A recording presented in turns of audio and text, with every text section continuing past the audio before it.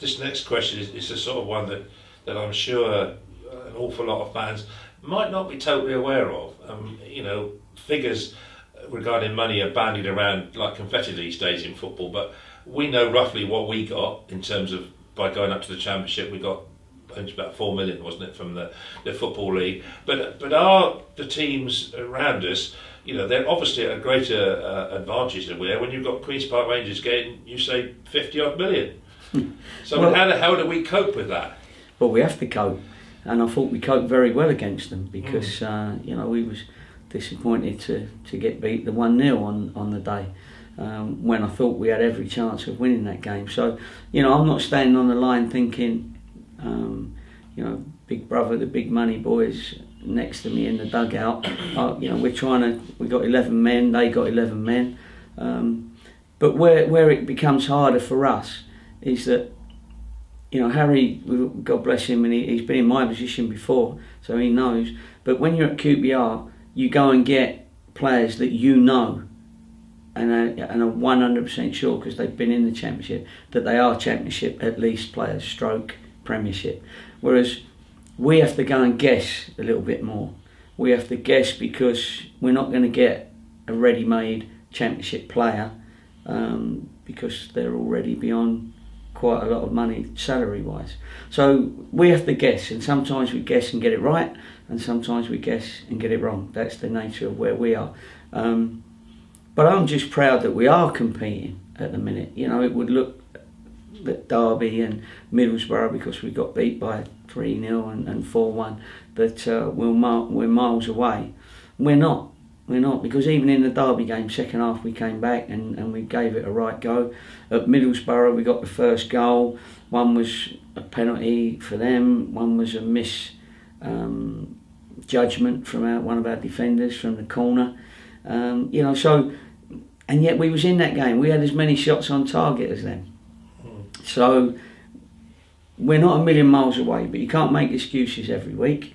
Again, we might come to refs later. Hope you got a piece on them. Refs, yeah. Because I'm ready for that.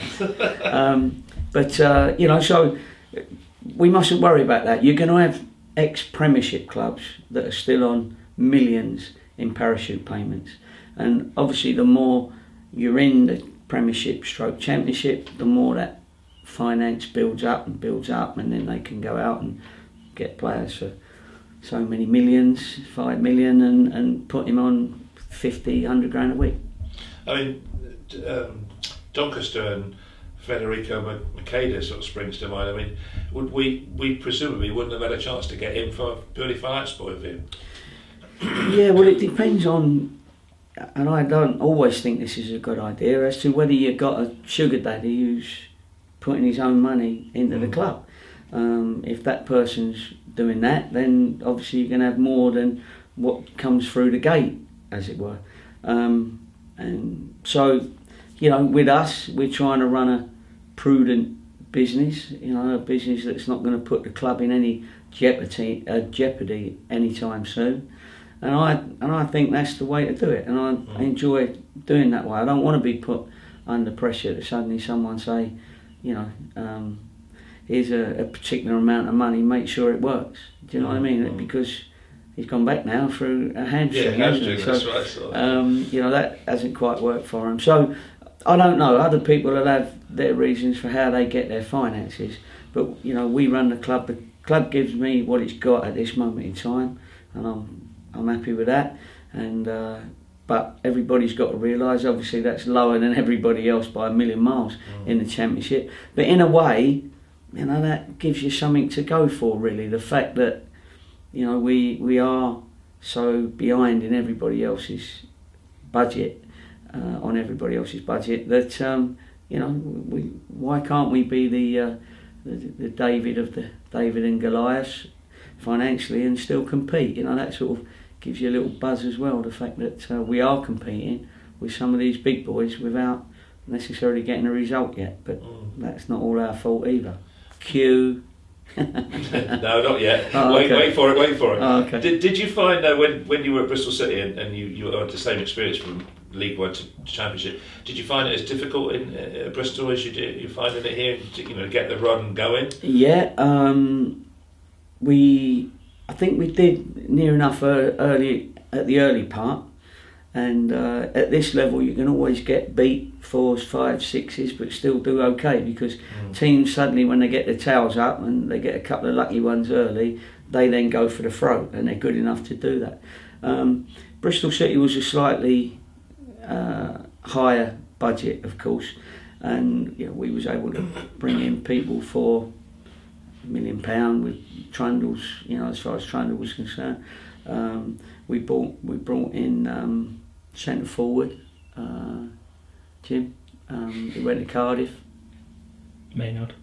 Nicky Maynard. Yeah. So we was able to pay slightly more than what we're able to pay here. Yeah.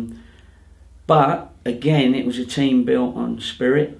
It was a team built on teamwork. That was on and off the field, and we was proud of the team we put together. Now, along the way, sometimes people at Bristol, some of the fans feel that we spent a lot more than we did. Well, we didn't, and there was still a budget restraint, and we lost players because we couldn't up their salaries when they wanted them upped. So there's a bit of a myth on that side of it, as there are on other things that people talk about that happened at Bristol. But it was based on a great spirit on and off the field, and we've got that here. We had that there, and we had great success. And at both clubs, I've enjoyed, and not moaned about our particular situation financially. So, at what point then do you, in your managerial duties, get to the point you say, well, I can't go on. I've got to make some changes. I can't, otherwise we're going to be so far behind. We won't be able to catch up. Yeah, you know what? Until somebody's in a managerial position, and because you're dealing with people, you're dealing with human beings, and it's very, very difficult to tell somebody that they're not good enough, because you can't tell them too early in case as a manager you've made a mistake. So sometimes you've got to pick that up chance as to when you tell them. Is it 10 games? Is it 20? Is it 30? Is it 40? Obviously 40 is going to be too late, and that's why I do groups of 10. And the last week or so has been a pretty big learning curve from the players' point of view as to what I've been giving them. I've been looking for, because the review says that we've been unlucky, we should have 5 or 6 more points, that's for sure, but some of them are not quite handling this level consistently, and so I've got to find those that are willing to really push themselves beyond the call of duty to come out on top at this level.